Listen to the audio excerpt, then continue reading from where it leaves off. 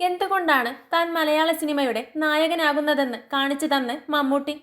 Film fair award വേദിയിൽ മമ്മൂട്ടി സമ്മാനിച്ചത് ഒരിക്കലും മറക്കാനാകാത്ത ഓർമ്മയാണ്.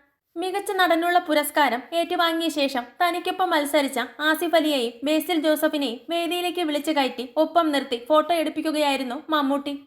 ഒരർത്ഥത്തിലും ഇവർ ഇരുവരും തന്നേക്കാളും ഒട്ടും താഴെയല്ലെന്നും എന്തോ സംഭവിച്ച് പുരസ്കാരം തനിക്ക് ലഭിച്ചതാണെന്നായിരുന്നു മമ്മൂട്ടി പറഞ്ഞത്. ആസിഫും ബേസിലും കഴിവുള്ള യുവതാരങ്ങളാണെന്നും മമ്മൂട്ടി പറഞ്ഞു. പിന്നാലെയാണ് അദ്ദേഹം ഇരുവരെയും വേദിയിലേക്ക് വിളിച്ചത്.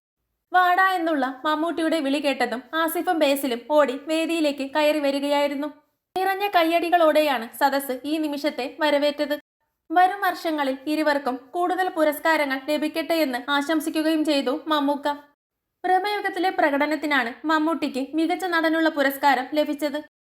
ഇരുവരും സുന്ദരന്മാരും ചെറുപ്പക്കാരുമാണെങ്കിലും അവൾ എനിക്കൊപ്പം നിന്നു എന്നാണ് പുരസ്കാര നേട്ടത്തെക്കുറിച്ച് മമ്മൂട്ടി പറഞ്ഞത്. അതേസമയം മഞ്ഞുമ്മൽ ബോയ്സ് ആണ് മികച്ച സിനിമ. പ്രമേയത്തിലൂടെ രാഹുൽ സദാശിവൻ മികച്ച സംവിധായകനുമായി. ഉള്ളൊഴുക്കിലൂടെ ഉർവശിയാണ് മികച്ച നടിയായത്. ഉള്ളൊഴുക്കും കിഷ്കിന്ധാ കാണ്ഡവുമാണ് മികച്ച സിനിമയ്ക്കുള്ള ക്രിട്ടിക്സ് പുരസ്കാരം പങ്കിട്ടത്. ആടുജീവിതത്തിലൂടെ പൃഥ്വിരാജും കിഷ്കിന്ധാ കാണ്ഡത്തിലൂടെ ആസിഫ് അലിയെയും തേടി മികച്ച നടനുള്ള ക്രിട്ടിക്സ് പുരസ്കാരവും എത്തി. സെറിൻ ഷിഹാബിനാണ് മികച്ച നടിക്കുള്ള ക്രിട്ടിക്സ് പുരസ്കാരം.